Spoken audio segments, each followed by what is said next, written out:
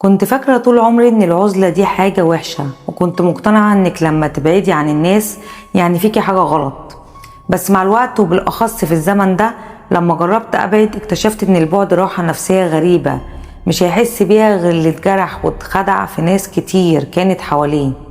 الموضوع مش كره ولا تكبر، الموضوع انك تختاري تحافظي على نفسك، تحمي قلبك، تريحي صوت دماغك من التفكير.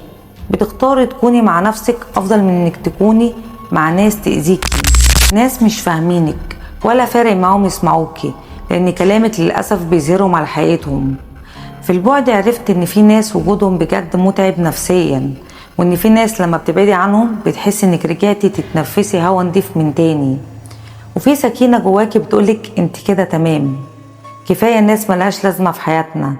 فلو لقيتي نفسك ارتحتي بعد ما بعدتي، اعرفي انك كنت محتاجة المسافة دي علشان تلاقي نفسك من تاني. احيانا الراحة بتبدأ من نقطة النهاية مش البداية. يا ترى مين معايا في الموضوع ده؟